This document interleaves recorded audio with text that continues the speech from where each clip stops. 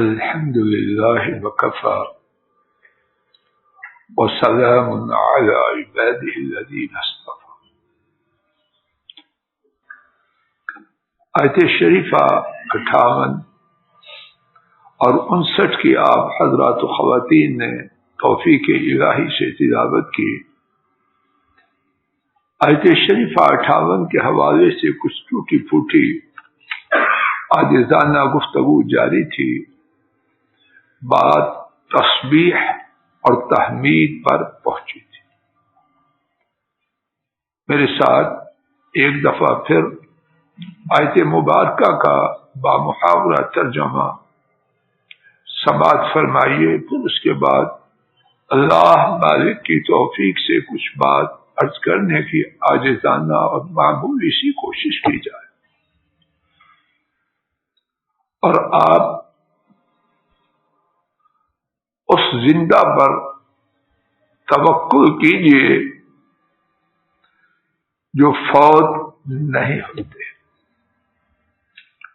اور ان کی حمد کے ساتھ تسبیح کیجئے،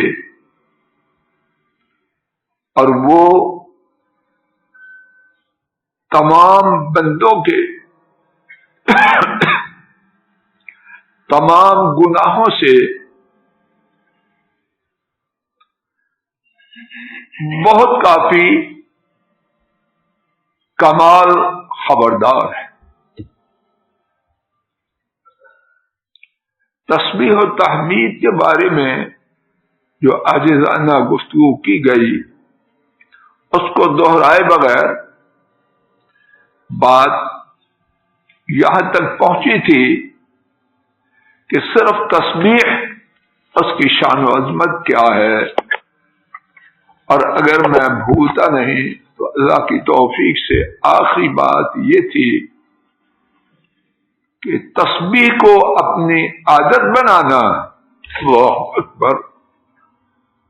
یہ آنے والی مصیبتوں سے چھٹکارے کی پیش کی تدبیر ہے. اور اس سلسلے میں سیدنا یونس علیہ السلام ان کا واقعہ اختصار سے ذکر کیا گیا. حمد، اللہ اکبر، اس کی شان کیا ہے؟ ایک بات، اگر اس شان کی خبر اور یقین ہو جائے رب ذو جلال گواہ ہے، پھر اس کے سوا کوئی لفظ بولنا ہی پسند نہ کرے. لیکن کہنے والے جو میرے ایسے ہیں، اللہ ان کو بھی ہدایت دے اور سننے والوں کو بھی دے. حمد کی شان و عظمت معاذ اللہ جو بات ہوگی وہ تمام نہیں ہوگی. ناممکن ہے کہ حمد کی بات کوئی مکمل مخلوق میں سے کوئی بھی نہیں کر سکتا. کچھ بات حمد رب ذو جلال نے 5 صورتوں کا آغاز حمد سے کیا. اللہ الحمدللہ الذی انزل، ایک دفعہ بھی رب ذو جلال کا اپنی کتاب میں کسی چیز کا اچھے انداز سے ذکر کرنا اس کی شان بڑھانے کے لیے بہت بڑا. تو 5 صورتوں کا آغاز ہی حمد کے الفاظ کے ساتھ. دوسری بات، سید الخلق، اللہ کی سب سے زیادہ حمد کرنے والے اولین آخری سب میں سے اللہ پاک نے اپنے کلام پاک میں متعدد مقامات پر ان کو حمد کا حکم دیا. میں بالکل حافظ نہیں، 7 مرتبہ میں نے شمار کیا. حمد، اللہ اکبر، اللہ اکبر. یا اللہ یقین دے.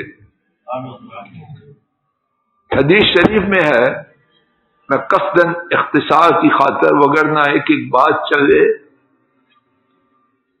اللہ جانے کب بات ختم، اور اللہ کے فضل و کرم سے کوئی بات ہوائی اللہ منصیب بھی نہ کرے۔ حمد جس شخص کو یہ کہنے کی توفیق ملے اس کو کیا ملا؟ اپنے خیال کے گھوڑے اب گھوڑے نہیں ہوائی جہاز دوڑا دیجیے، دیکھیے کہاں تک پہنچتے ہیں، اور حمد جہاں تک پہنچو گے وہاں سے بھی آگے۔ نبی محترم صلی اللہ علیہ وسلم نے فرمایا ہے، کسی انسان کو بندے کو جو نعمت ملے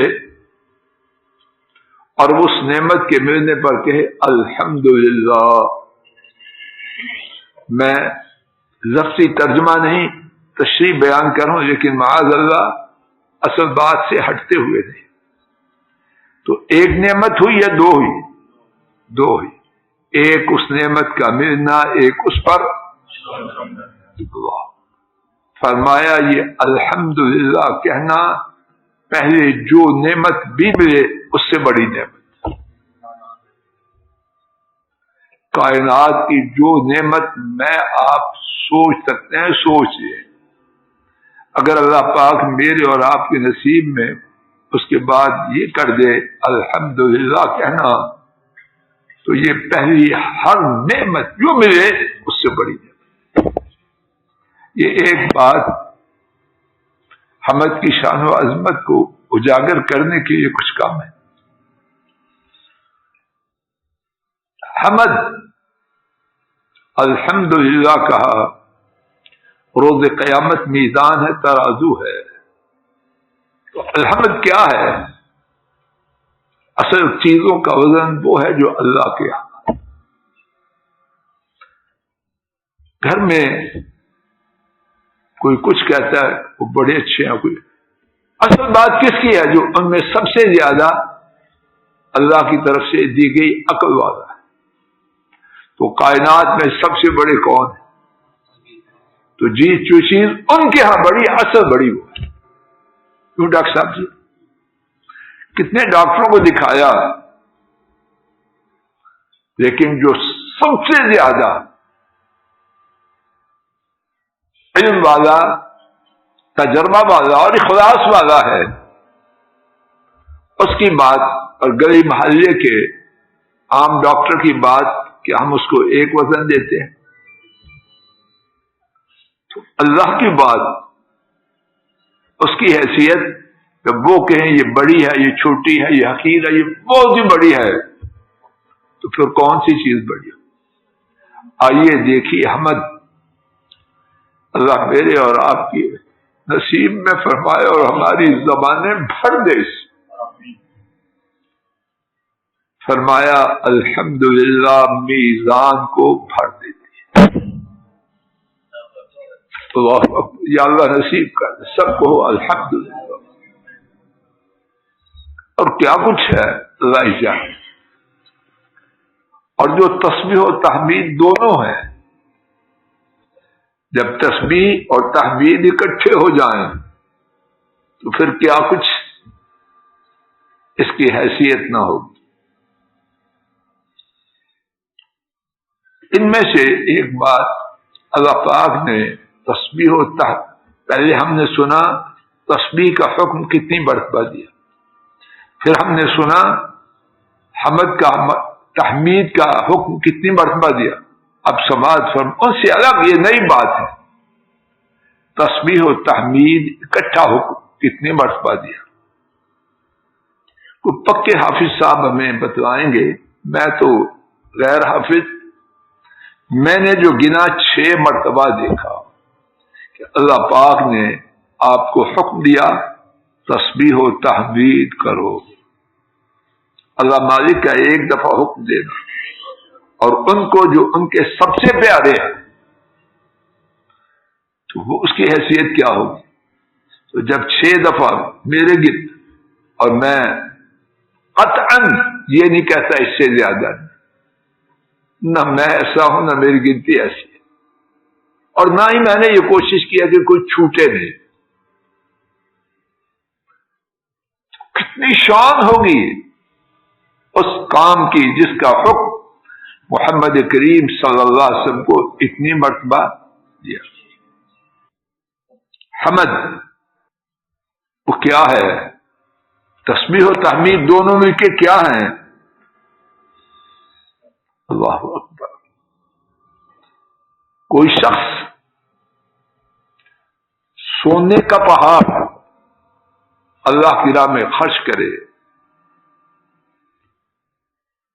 اللہ پاک کی بہت زیادہ تسبیح و تحمید کرنا، دونوں یہ اللہ پاک کی راہ میں سونے کے پہاڑ خرچ کرنے سے زیادہ پیارا ہے. اور اللہ کے ہاں خرچ کرنا، یا اللہ نصیب نہ کرنا. یا اللہ مجھے آپ کو اور امت کو ہدایت دے دے. کار صاحب جی اگر پتہ چل جائے کہ اللہ کی راہ میں خرچ کرنے کا کیا اجر و ثواب ہے اور یقین ہو جائے تو پھر نقشے بدل جائے. چھوٹی سی مثال حدیث شریف سے ثابت. ایک کھجور، میں جان بوجھ کے بات کو مختصر کر رہا ہوں، پکڑنا اللہ کے فضل و کرم سے باحوالہ بات ہے. اللہ کی راہ میں پاکیزہ مال سے ایک کھجور کا خرچ کرنا، اللہ کے ہاں اس کی کیا شان بنتی ہے. بعض روایات میں اللہ اسے پہاڑ کے برابر کر دیتا اور بعض روایات میں پہاڑ سے بھی بڑا کر دیتا. اور یہ فرق ہے خرچ کرنے والے کی نیت کے فرق پر. تو جب ایک کھجور خرچ کی ہوئی ایسی حیثیت رکھتی ہے، تو جب سونے کا پہاڑ اللہ کی راہ میں خرچ کیا جائے گا اس کی اللہ کے ہاں شان کیا. تو فرمایا سبحان اللہ و بحمدہ، سونے کے پہاڑ کے اللہ کی راہ میں خرچ کرنے سے بھی زیادہ پیار. تسبیح و تحمید کے ثابت شدہ فوائد میں سے ایک سے زیادہ حدیث میں اللہ پاک نے کچھ کلمات ایسے بنا رکھے ہیں جب بندہ وہ کہے تو اللہ پاک طلب کی ہوئی فریاد رد نہیں کرتا. آپ آج کی زبان میں شاید یہ کہہ سکیں کچھ کلمات اللہ پاک نے، زمین والوں کا اس میں کوئی دخل نہیں، کچھ کلمات اللہ پاک نے قبولیت کی چابی بنا رکھی.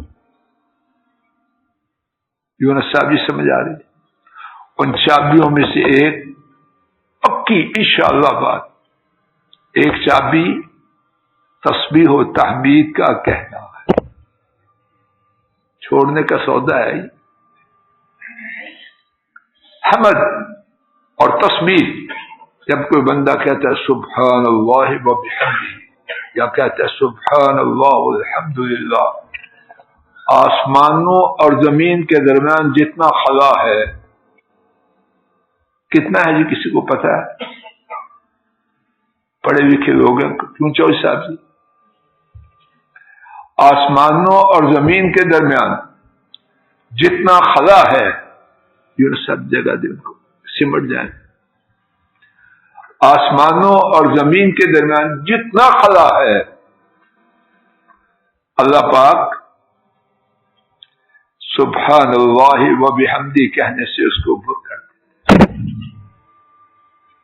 اور جب اس سارے خلا کو پر کر دیتے ہیں تو میزان جو صرف حمد کہنے سے بھر گیا، تو جب سبحان اللہ و بحمدہ بھی کہا تو پھر میزان اللہ اکبر اتنا بڑھ جائے گا تو پھر اللہ جہنم میں بھیجے گا. کیا سودے.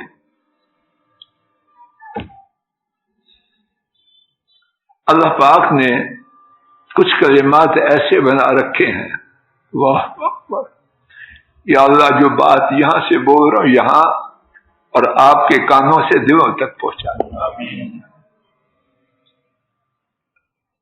کچھ کلمات اللہ نے ایسے بنا رکھے ہیں جو رب العالمین کے عرش کے گرد گھومتے ہیں. حدیث شریف کا خلاصہ عرض کر رہا ہوں.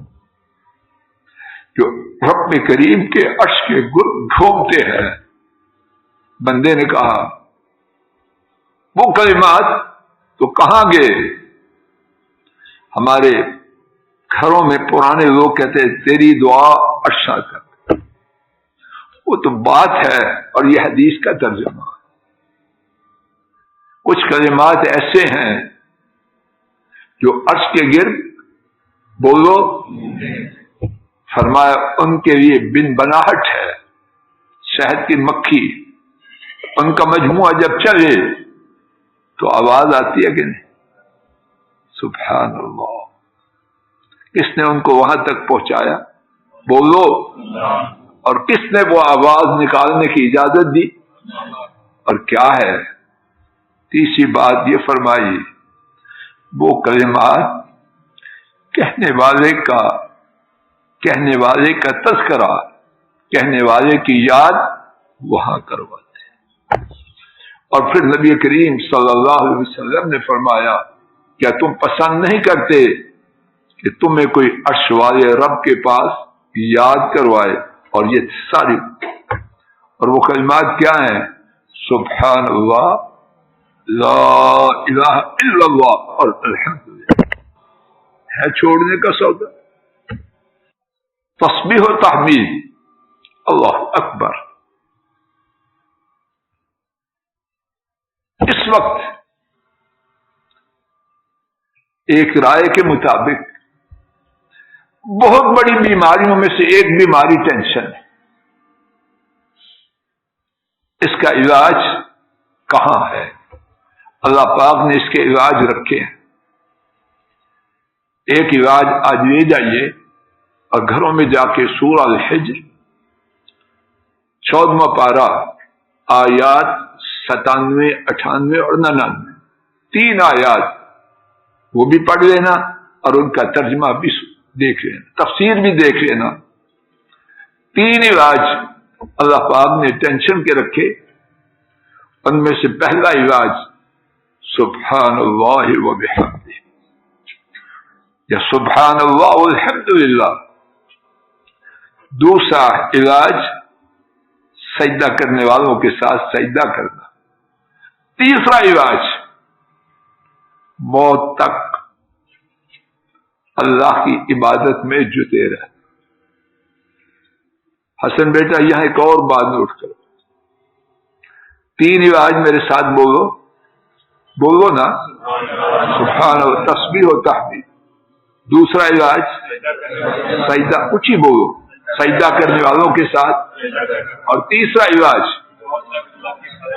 اب سنیے، پہلا علاج تو ہے تسبیح و تحمید. دوسرا علاج سجدے تسبیح و تحمید سے خالی ہو. واہ کیا شان ہے تسبیح و تحمید. تیسرا علاج موت تک عبادت میں جتے رہو. کوئی عبادت تسبیح و تحمید سے خالی ہے؟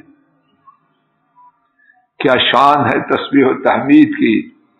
اللہ پاک نے تین علاج جو بیان کیے ڈاکٹر صاحب، آپ بھی نسخہ لکھتے ہیں، یہ ربانی نسخہ ہے. اور پتہ نہیں ڈاکٹر صاحب کتنے مخلص ہوں، وہی نسخہ مریض کی موت کا سبب ہوتا ہے. اور وہاں کا جو نسخہ ہے ربانی نسخہ، اس میں غلطی کا امکان ہے. اور نسخے کا نتیجہ کس نے دینا ہے؟ تو جب وہ خود ہی نسخہ دے رہے ہیں، کیا کوئی ایسا نسخہ دیں گے جو بے اثر ہو، یا جس کا کیا کہتے ہیں ڈاکٹر صاحب، ری ایکشن، سائیڈ افیکٹ نام و نشان. اور آپ نے غور کیا کہ تینوں جو چیزیں دیں، ایک مستقل تسبیح و تحمید اور دو میں بھی تسبیح و تحمید شامل. وقت ہو چکا. اللہ تعالیٰ اپنے فضل و کرم سے کہنے سننے کی غلطی کو معاف فرمائے. اور جو بات کہی گئی نیت کی خرابی، اس سے کوئی ضمان نہیں. اللہ نیتوں کی خرابی کو ختم کر دے. کہنے سننے کی غلطی کو ختم کر دے. اللہ مجلس کو مبارک بنائے، موت تک اخلاص سے نہ مسجد میں آنے سے محروم کرے اور نہ ایسی مجلسوں میں شرکت سے محروم کرے، اور یہ خیر اللہ ہم تک نہ رہے کہ مرے اور صفیں سمیٹ دی گئی، اللہ ہماری نسلوں میں قیامت جاری رکھے، بلکہ ہم سے زیادہ باقاعدگی کے ساتھ پیار اور محبت اور اخلاص کے ساتھ یا اللہ یہ خیر ہمیں بھی محروم نہ کرنا اور ہمارے گھروں میں ویرانی نہ آئے، سنسان نہ ہو جائیں تیری خیر سے یا اللہ، ہر آنے والے دن میں اس خیر میں اضافہ کرنا، قبر میں جائیں تو ٹھنڈی ہوائیں ہمیں بھیجنا، روتے ہی نہ مرے اور نہ وہاں بھی مار ہی نہ کھاتے رہیں۔ صلی اللہ تعالی علی خیر خلقہ وعلی آلہ واصحابہ واہل بیتہ واتباعہ الی یوم